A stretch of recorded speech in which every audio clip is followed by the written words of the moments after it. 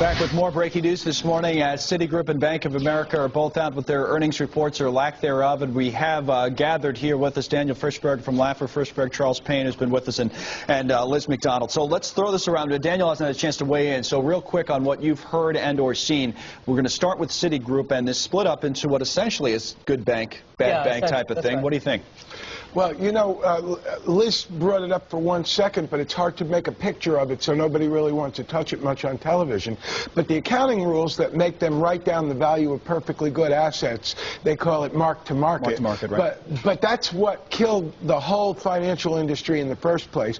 Everybody knows this behind the scenes, but nobody really wants to talk about it because it's hard to illustrate. It is. But I believe that the Obama administration, he's a smart guy. He's not a conservative, but he's a smart guy, and if they changed that rule, you would see the price of these stocks go up, the value of their holdings would go up, a lot of these problems would go away. You want to see a real rally in the financials. The argument against that, though, is that they're saying, you know, the rule makers, the market watchdogs who set the rules are saying, look, these guys made a lot of money on the way up from these rules during the bubble. Right. So, you know, that would argue against changing them after the fact. I know, but but we got to get back to what Citigroup is doing right now to right-size itself. You know, again, their balance sheet ballooned 45% during the bubble. It took on all sorts of bad assets. You want to explain a little bit of the split? It is a good bank, bad bank type of thing, right? And as Ray Hennessy, our news director, was just pointing out, what we're talking about is basically Citigroup looks like it's splitting into the investment bank. The bad assets were put into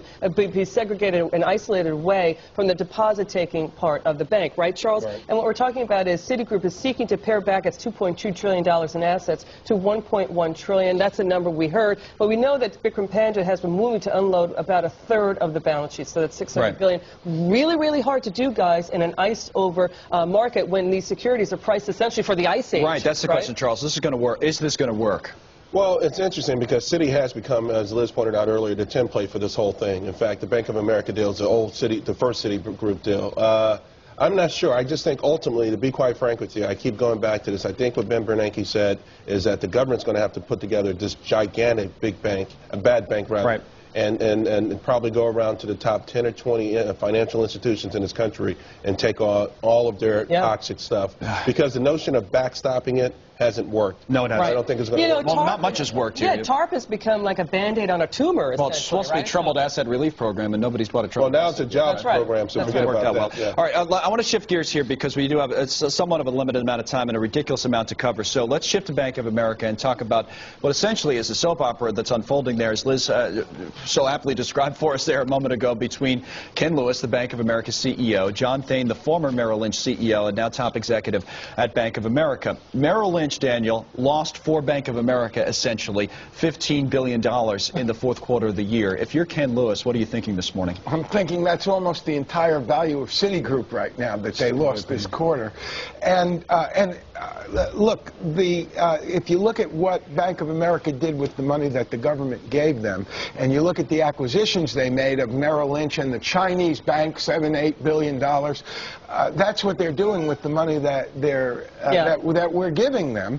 And look, yes, the banking business is a good business, and they are making money in the banking business. And, and sure, if they didn't have all those assets, or if quickly, Ken Lewis has been, somewhat getting criticized for doing $129 billion in acquisitions through the years. Has he done the due diligence? Has he left the bank overexposed to, example, consumer problems? Right. 25%. Simple 25% of simple terms that everybody understands. Did John Thain pull a fast one on Ken Lewis? That's the feeling on the part of the Bank of America team. And again, Bank of America bought, for example, LaSalle, MBNA. Did they do the due diligence on Merrill Lynch? Like Ken Lewis has always coveted Merrill Lynch's thundering herd to cross-sell, to the deposit-taking customers, the brokerage offering. Yeah. So, and the leader of the pack, the leaders Bob McCann is out. Bob McCann is out, and the four other top guys, including Greg Fleming, quit the investment. He did. All right, jump in here real quick, Charles, and then Daniel. Hey, listen, I think what we're seeing is a complete reversal of all of this unwinding. Now, everyone's blaming Sandy Weill for Citigroup, but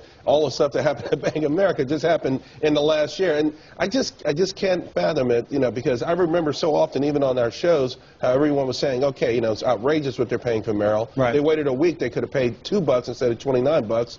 And, so I don't get that. But I think the more problematic thing for our viewers is that so many more of their tax dollars over the next couple of years are going to have to go to resolve this. Yeah, it's our money, right? And the number, I'm telling you, I think we need to start pegging this number at $1 trillion.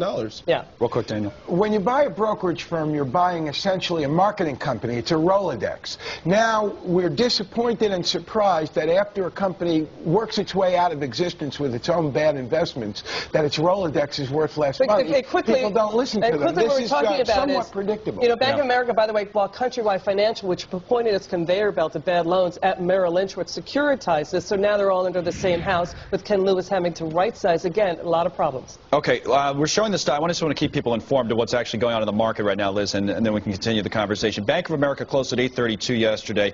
It's up 8% from that mark this morning, so it's over $9 a share. Now, flip over to Citi, guys, if we can. What's Citi doing right now? Citigroup shares were, what was the bid?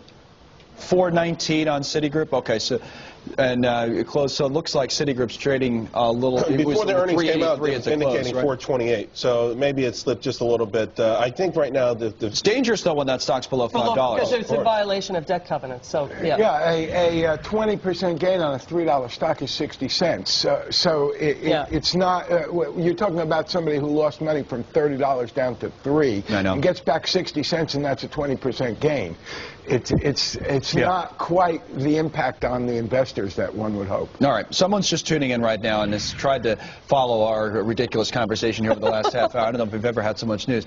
What should they take away from this? What they should take away from this is the two of the biggest banks in the country are clearly struggling. They're not out of the weeds. The entire market and economy is not out of the weeds yet. What can be done to fix the banking sector with Bank of America? So much for the worst being over, in other words. Last word, Charles. I echo what Liz says.